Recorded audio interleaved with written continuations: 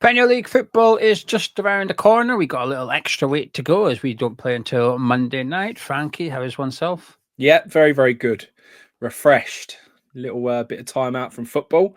Probably needed. And now I'm ready for it all to be back again. I better say, how are you feeling, though? Are you looking forward to football back, or are you looking forward to West Ham back, or perhaps both? Yeah, I can't understand it. I can't understand I haven't had West Ham to ruin my weekend. West Ham never ruins my weekend. I don't care about whether we get smashed on the pitch. It's never been about that for me. I love going. There's nothing better to do on a Saturday. Last Saturday, I ended up in Welling United versus, who were they playing? Someone, I can't remember who they were playing now, to be honest with you. That's how good the other team were. It was Havant and Waterlooville. And literally sat against a chalky wooden painted stand, ended up with paint all over me. My boys' tracksuits, paint everywhere. There's paint all over his shoes. The burger tasted like God knows where they'd found the meat from, but it wasn't. But Pigeon. It's all part of it. I just love going to watch football. I don't freezing cold in a wooden stand, getting covered in paint against a team that I haven't got a clue who they were, and they still got beat 2-1 as well. So, but I enjoyed every second of it, and I enjoyed my day out. We walked out the stadium. There was a pub next door. We went in there. I propped him up the bar. He had a nice J2O. I had a pint to sort of, get myself over the day that we just had. And that's it. I love every second of it. And there's nothing better than West Ham United on a Saturday afternoon. I love it. I can't wait for it to be back. I was happy for a little breather. It was getting a bit that Everton game was tough, but I miss it, G. I miss it like mad. And there is nothing I'd rather do on my Saturday afternoon than go to West Ham United. You might need a pint of vodka to get you through the next West Ham game. And it's on Monday night as well. So you've got a little longer to go for it. I don't mind the international break, but I think it coincides with Scotland doing all right at the minute, or we're competitive at least. Beating Croatia and beating Poland, not a bad international break for me. Anyway, we've got some questions from last week, which we'll get to in just a second. But I suppose there's only really been two topics of conversation for West Ham during the international break. One's Fulkrug, and the update is that Plettenberg, who is a German Sky Sports correspondent, has said that he'll be back after the international break. He hasn't specified when. Technically, the next international break isn't until March. So as long as he's back before March, he's correct. He was back after international break. But I assume he's meaning in the near future. So maybe not Newcastle, but Leicester game or something like that. So we'll wait and see on that one. And the other one, Frankie, is Rodriguez wants, I say to leave. This is where it depends on how people interpret things. Do you take it as Rodriguez wants to leave, or do you take it as Rodriguez wants to go back to Spain? While it's kind of the same thing, I do also think it's slightly different, because I think if he wanted out, he'd go anywhere. So he'd consider maybe a move to a different Premier League club. But I don't really think that's the case here. I think he wants to go back to Spain, whether it be the weather, whether it be the style of football, everything. I think he maybe just feels like he's made a mistake coming to the Premier League. But what was your view on this when this news broke?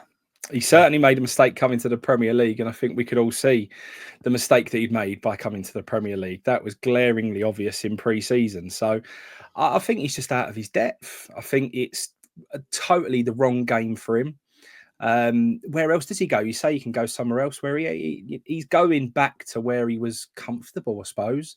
And that just screams of a player who has been totally exposed. He had his comfort zone. He played in a certain way. He got away with it for a long time. He had a lovely career doing it. He saw an opportunity. He thought he'd give it a go, realised that he's not up to the level of the game in the Premier League. And now he wants to go back to where he was before. I can't see where else he would go, to be honest. He just goes back to where he's liked, where he's appreciated. And that's it. And I think it's the right move for him.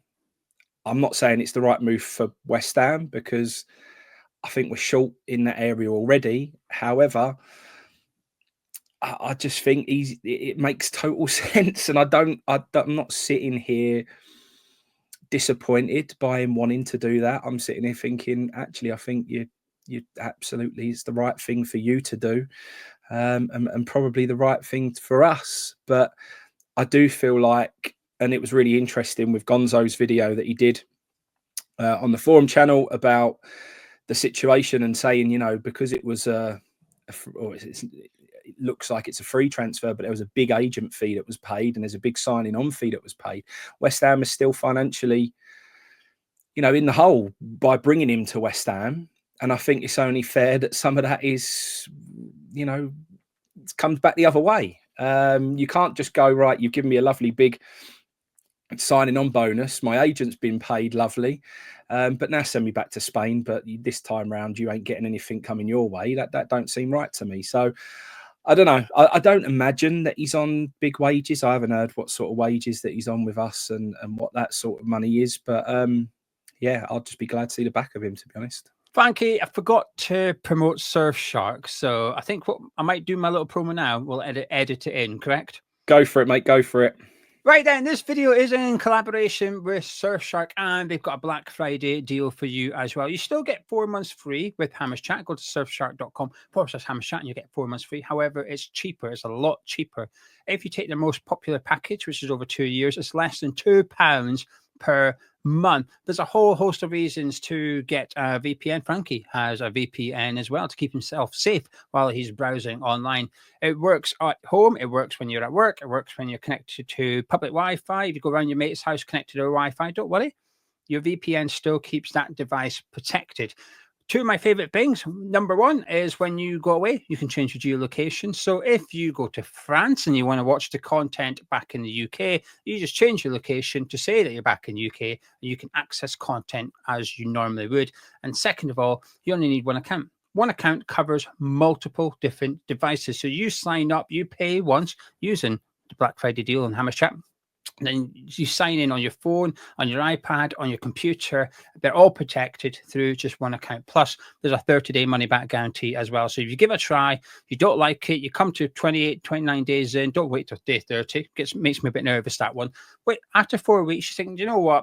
Not sure about this one. That's all right. You can get a full refund, no questions asked. I've tested it out myself just to see how easy the 30-day money-back guarantee thing is. You click a few buttons. You don't speak to anyone. You don't ring anyone up. Click a few buttons. Job done. Money's back in your account within a couple of days. Simple as that. So the link's in the description below, or just go into the URL bar, type in surfshark.com/Hammers Chat. The offer will automatically be applied to your basket. Get 4 months free Black Friday, which means you save a lot of money as well. Stay protected while you're online.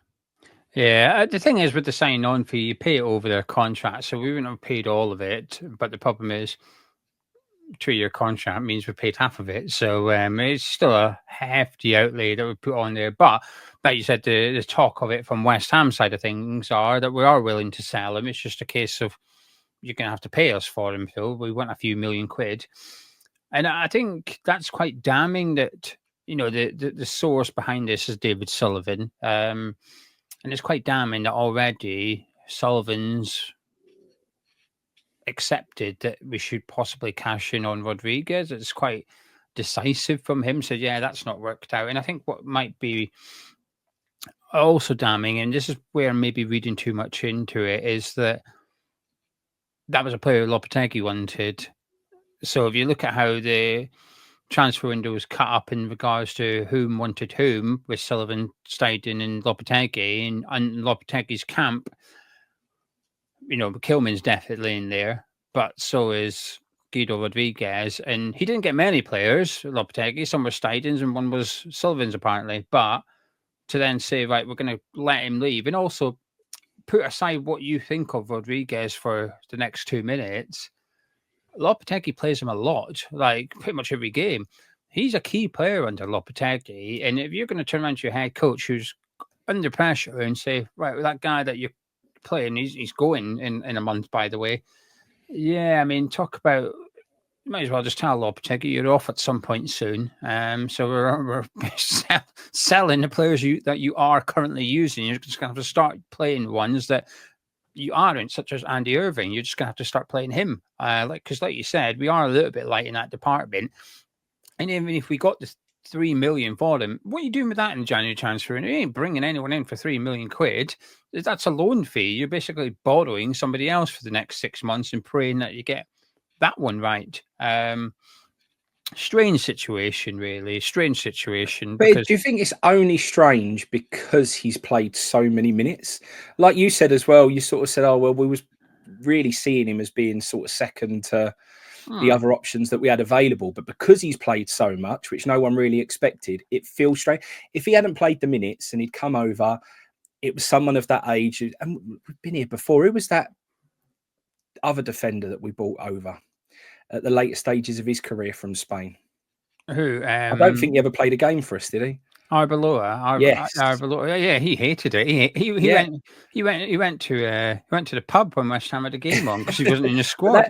That came and went with a whimper because we never actually saw him play any minutes of football. So it didn't matter to everyone. It was just like, oh, he come over, didn't like it, went away again. No big deal. This just seems a little bit more of a big deal because he has played so many minutes for us. Yeah, I mean, I never heard of him, so when we did sign him, I just assumed it was almost like a backup to Edson Alvarez, which is what we needed. And that's why I was happy, because I felt last season we got our pants pulled down when Alvarez was unavailable. And that midfield duo of Ward-Prowse and Thomas Souček was horrific to watch. I didn't enjoy it. So when we brought somebody in, I thought, oh, great. So the makeup of our midfield is going to be Alvarez plus the new central midfielder, which of course we didn't go and get, but I assumed there would be one. And Rodriguez is almost going to be second fiddle to Alvarez. So when our defensive midfielder is inevitably out, we've got another guy.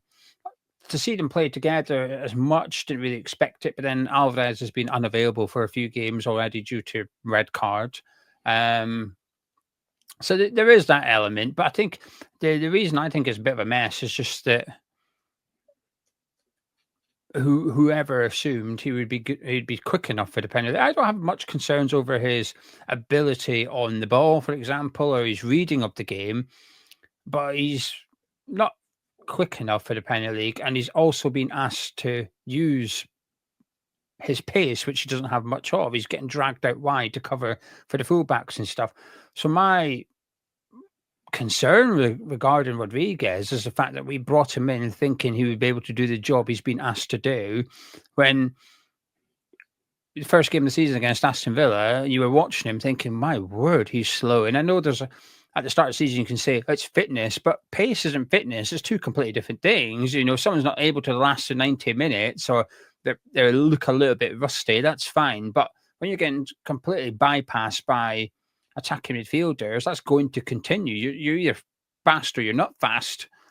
And yeah, my concern after the Aston Villa game was quite high. I thought this guy's not going to be able to help protect the defence and counter-attack. So that's my confusion around the whole thing. And the fact that we've apparently decided that we're willing to let him go back to Spain would suggest that those in charge at West Ham are either not happy with his performances or maybe there's something else behind the scenes that we're unaware of. And he might just be really homesick and he's already been pleading with the club saying, please, can I go back? Which we've done, you know, it's also a much smaller scale, but Craig Dawson said to the club, look, I need to move back up north. And we went, yep, we'll sort that for you. And we did. So maybe that's the situation at play here. I don't know. But because there's not much money attached to it in terms of a transfer fee, I think it feels less serious. Whereas with the Fulkrug rumours, it's like, well, hang on a minute, we spent 25 million on this guy. The only disappointment for me in Rodriguez's case is he's only given it 4 months. I think you've not really given it long enough to see if you could settle into London, not the Premier League, but London itself. I feel like that's a bit too soon to decide whether you're going to settle or not. What's up? It's not the London thing, is it? It's the football. Yeah, I guess so.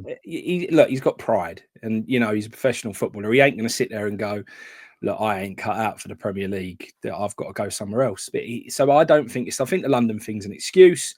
And really, it's just he feels totally exposed. And like you said, our formation hasn't helped him. It was easily to be fooled by him. I was fooled by him. We watched that first game against Wolves, the pre-season friendly, and afterwards I said, you know what? He seems like one of those unsung hero type players who's going to pick up the ball in front of the defence. He's going to move it on nicely. He's going to be really efficient, and I think he's going to do all right. And then we watched the next friendly, and it was, we've got a massive problem here. all the time he's got all the pace in the world on the ball. He's clearly got technical ability and he can clearly play football. But as soon as he comes under a bit of pressure and gets exposed for his pace, he's really not cut out for this Premier League football. So, if we could see that within the 2 games, I do struggle to wonder why the people involved in the transfer couldn't see that. So. Transfer of opportunity, wasn't it? Freebie, let's bring him in. I think if he was going to cost 8 million, I don't think we would have signed him. I think that's a fair thing to say. Right then, we're going to move on to questions. In last week's podcast, we said if you've got any questions, please get them in. We've got more than we expected, so we're going to do about half of them, and we'll keep the other half for a future episode. And we're going to kick us off with Odia, who's asked a couple of questions. We're going to do the first one. It says, Frankie, would you please answer the question? Would you look, this sums up YouTube, right? So last week I asked Frankie, and Frankie gave a very reasoned and calm response. There's a couple of people in comments saying it was nice to hear such a calm, reasoned response rather than just knee-jerk, yeah or no. But not everybody's happy with that. So yes or no, would you sack Lopetegui? Yes, I would. And his other question was, do you feel a new manager like Graham Potter or Roberto De Zerbi or Mourinho can get more out of our slow defensive midfielders and our mid-pace players than a Lopetegui can? Other than setting up different without the crazy fullback wing-backs, what else can be done? I fear there's only limited improvements that can be made. Yeah, I don't think he's wrong with that. I think you can't turn Souček into a marauding, ball playing central midfielder. It isn't going to happen. That's just, so there are limitations, but good managers get the best from their players. And at the moment, I don't think he's getting the best out of anybody. I don't think there's one single player that you could pick at the moment so far this season and said they're playing at the best of their ability. And, there's normally someone, even at the times where we've been at our worst. Well, Parker won Player of the Year, didn't he? Yeah, and there's been loads of moments like that. But and even with like going back to the Moyes times when we weren't doing well. If we go back to like the Arnautovic, when we started playing him up front, Moyes did start getting the most out of Arnautovic. Whether he was anybody else on that football pitch, he was getting the most out of Arnautovic. He made him effective and he made him do everything that we need him to do at that time. So managers get the best out of certain players. At the moment, I don't think he's getting the best out of anybody. And because of that, I do believe that any other manager on that list would make improvements and we would probably look a bit better. I do think he's massively overcomplicating what he's doing at the moment. I think football at times you need to go back to the drawing board. And I cannot see why we're not just trying a flat back four at the moment, for example, and just allowing Wan-Bissaka to do his fundamental role, which is being a right back. I don't know. But yes, I feel like there would be improvements that all of those managers could add should somebody else come in. Yeah, I mean, I half agree with the question, which is are the options limited? Yes, they are. But it doesn't mean you can't do anything with them. And I agree with what Frankie just said in regards to Wan-Bissaka, because ahead of Wan-Bissaka, Bowen, there's no, as far as I'm aware or I can see, there's very little chemistry between Jared Bowen and Wan-Bissaka, very little link-up play between the pair of them. And, we speak about the best out of players.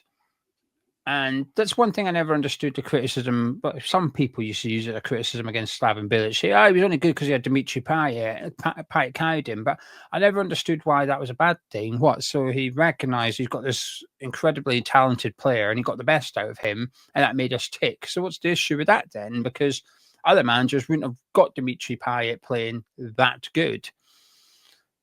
And Bowen under Moyes was incredible. Even if he was playing poorly, he was still likely to pop up with a goal or an assist. And I think that's the case this season. I don't feel like he's been close to his best, but he's still capable of getting goals and assists. And if you could just get the best out of Jared Bowen, that would be a big help. And that's where, you can use your midfield to make sure that you're strong in that area. You're not getting overrun, which is something I feel like we are. We're getting cut through pretty easily in some games. And if you can just make it a part of the pitch where it's difficult to get through West Ham, that would do for now, kind of thing. And worry about how you can use the midfield in terms of in possession at a later date once you've got the basics sorted and your defence is a bit better. But you can use that midfield as a foundation to get the best out of Mohamed Kudus, but hopefully by moving him centrally, get the best out of Jared Bowen. Hopefully Somerville on the left would then make that position himself. Maybe the best out of Paqueta if he was to come back into the team. But he's also got Carlos Soler there, and we're not really seeing him in central midfield. And no, I've not been that impressed by him from what I've seen. I don't feel like I've seen him that much centrally. He's more on the left, and I think he looked okay against Everton. But like I say, that's an easy game to look good in as a central midfielder against a team that's not really going to press you that much. I think you're going to get time on the ball. You're going to get space. But then start with that in that game. If you recognise this opponent's going to sit off, then maybe go a little bit more adventurous. So, yeah, I agree. Another manager, I think, would get more out of the midfield that we've currently got, because you've got a goal-scoring midfielder in Thomas Souček as well, and at the start of the season he was scoring a few. They've dried up as well. He sort of stopped that somehow. Moving on to Characterscape says, David Sullivan wastes so much money on players, but managers need to be free. Then said managers end up devaluing the players, and we always make a loss. What's your thoughts?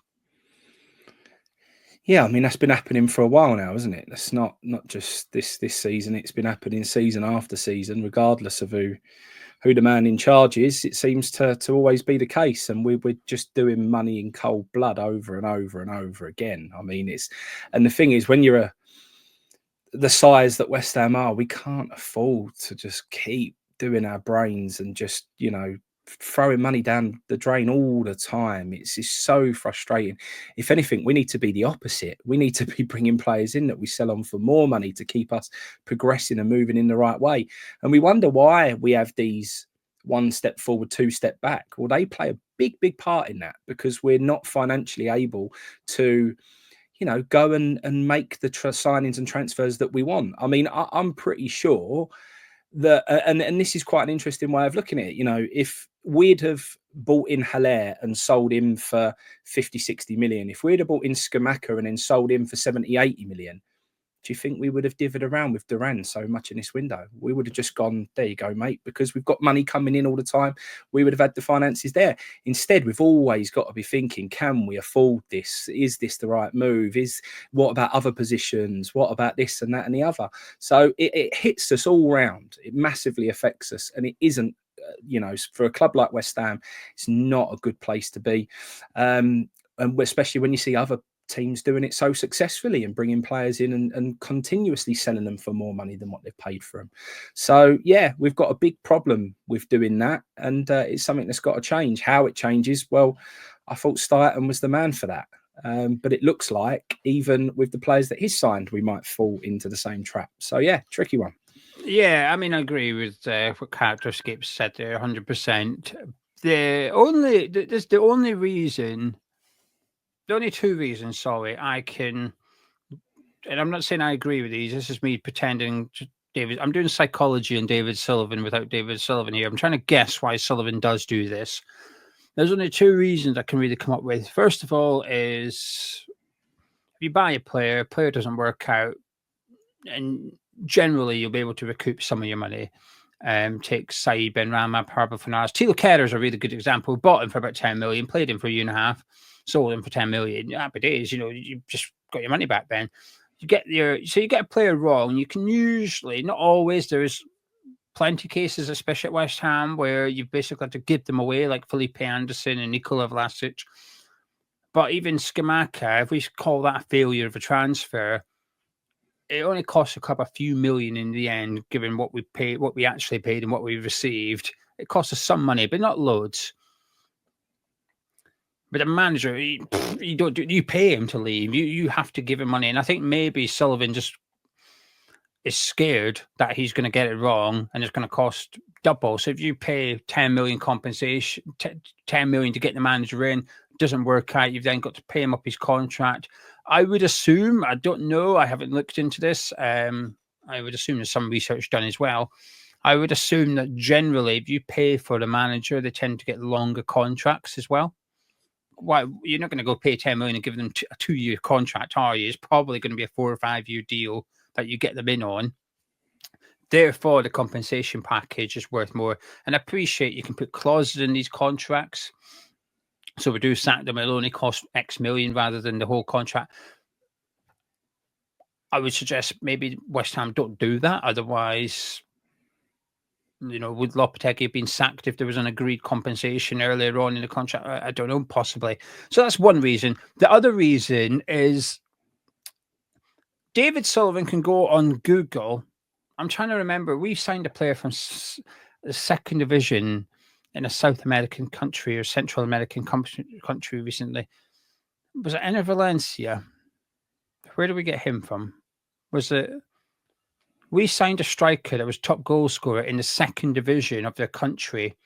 And I think it might have been in Mexico or something. I can't remember. It might come to me.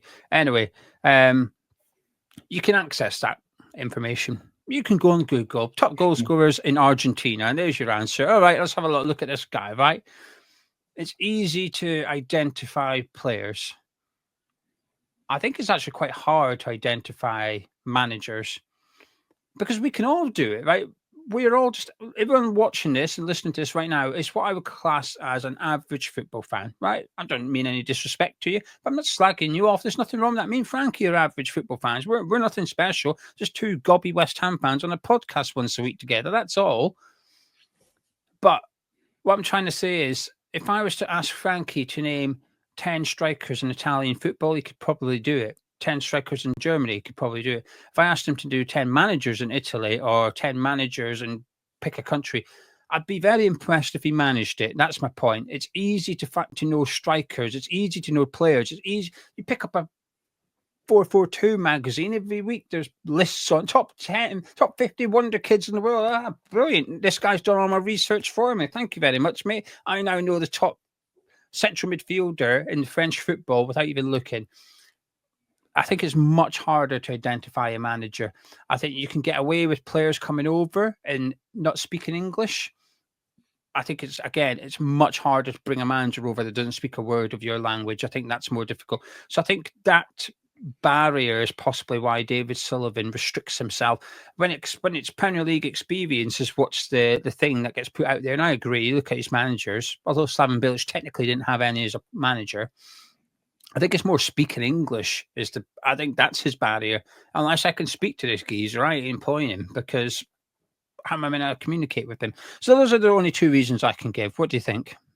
Yeah, no, I agree with that. I think it's so strange, isn't it? I mean, the way that he works, and I mean, there's loads of examples of why things work out at football clubs and why managers work out and so on. And, he would tell you that he did sign the big name, the big money manager in Pellegrini. He feels like that was his roll of the dice, and he will always go back to that. So we say he always signs the safe option. He doesn't feel that way. He says, I did that with Pellegrini and it didn't work, so I went back to what I knew. So that's how he feels. I mean, you look at somebody like Brighton and you look at what they do, and we use them as a case study all the time because of how they are. But, I think it helps when a club does have a clear identity, when they have a clear way that they want to be as a football club, 100%. And every single person's pulling in that right direction. And it means that you're bringing players who, whether you get a different manager or that manager, they're all going to be in the same mindset and with the same style of football and all of that sort of stuff. So I think that helps, and that's why Brighton works out. But I don't think it's easy, or as easy as people think, to do the Brighton model. I think everyone looks at it and always goes, oh, well, why don't everyone just copy that? I'm not sure it is just that easy. I think you've got to have some right savvy people. And like I've said on here before, I spoke in great depth with the Charlton's owner about sort of his managerial appointments and why things work out. And, he admitted there is a massive part of luck involved, that sometimes things just click. It's just the right manager, the right time, and things just work out. So, I think we're all looking for that big name manager, but even when we want that big name manager, and we've said things about it before, Eddie Howe was linked with us in the past, didn't want him. Unai Emery was linked with us in the past, didn't want him. So who is it then? I don't think any of us really know, and I'm not sure any of us are all going to agree. I just still think there's something in Eddie Howe. I just think he does manage to get the best out of people. I keep looking, you keep seeing these stories popping up, Eddie Howe on the line, or other managers who are looking at that job, and his time's limited. Well, I hope his time's very limited, i.e. limited enough that he will be an option for us in the time that Lopetegui meets his demise. So, because I just think he would fit with us, and we might see it very differently, but I do think that's our biggest problem. It isn't just managerial appointments, it's a culture, it's everything being all pulling in one direction, that if a manager does go and another one plays in, the players carry on where they left off and continue to be the players that they are and continue to improve. Our identity crisis, which I do call it an identity crisis, I think I really don't know what we are or what style of football we play or what we're trying to be perfectly honest. And I think that's as big a part of this as just who the coach/manager is. Yeah, I think it's the biggest issue at West Ham right now. I might do a video about it, Frankie. I alluded to it yesterday because, Stadium was basically given, say, 150 million in the summer and didn't know who the head coach was going to be.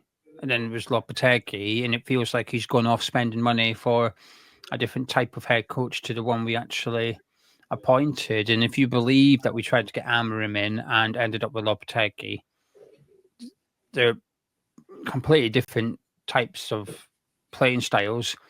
So what, did Tim Steidten have a transfer target list which he ripped up the minute he couldn't get Amorim? Or did he just keep with the same transfer target list, even though it was a completely different head coach? And I think it was more the latter. I think Guilherme was coming regardless of who the head coach was. I think Tadebo was coming regardless of who the head coach was. I think Fulkrug was coming regardless of who the head coach was. You get my point. But that shouldn't be the case. That should not be.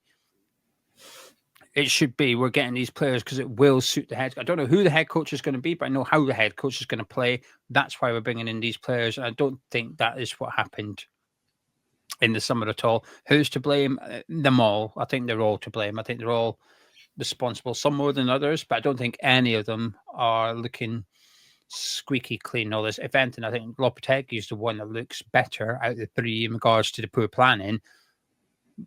Unfortunately, he's just crap.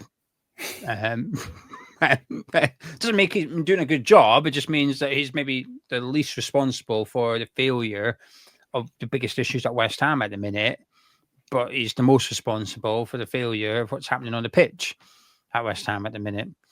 Anyway, great position we're in. Frankie, just quickly, Newcastle on Monday night. How are you feeling ahead of that game? Let's go and get Eddie out of sack. Let's go and bury him, proper steam through him, get him gone, and then we can go and pinch him. But realistically, what are you thinking? Realistically, it's just like, I mean, we haven't enjoyed ourselves there in recent times, to be honest. It's been a bit of a tough place for us to go. We've found it difficult going there. So look, I don't think it's going to be any different this time round. To be honest, it couldn't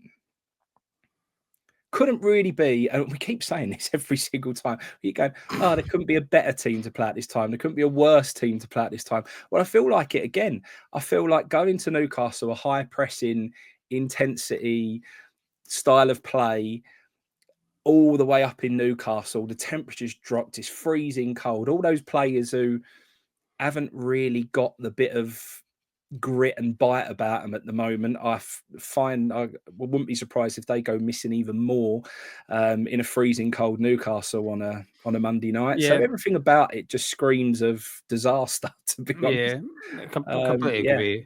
Under the lights is a bit of a myth for some teams and stadiums, but I do think St James's Park is one of those places where I do think under the lights is a thing. I do think that's. I mean, I've watched European games over the last few seasons, and that game against PSG is one I won't be forgetting in a hurry. Unbelievable, weren't it? What a night for him! Yeah, like Aston Villa beating Bayern Munich. Watching that as a neutral, I was like, "Wow, this is special." So, can I get a score prediction then?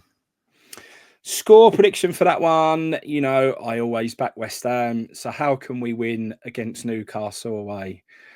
Sacking Lopetegui today. Yeah, I mean, Robin Eddie, how quick. that's a good start, a very good start. I keep going for these, you know, low scoring ones where I don't fancy us, but it's not going to happen, is it? He isn't going to try and shut up shop. He isn't going to go and try and play defensively. So it's going to have to be outscoring them. So I'm going to have to go 3-2 West Ham. Love that. I hope you're right. It's not going to be my score prediction. I'll tell you that. I will not be predicting 3-2 West Ham. But you can find out what that score prediction is if you care that much on the preview tomorrow, which I'll be doing with Gonzo. But if you've enjoyed this podcast, please do drop a like on the video by clicking thumbs up. It's going to be time to chat myself and Frankie. We'll catch up with you next week.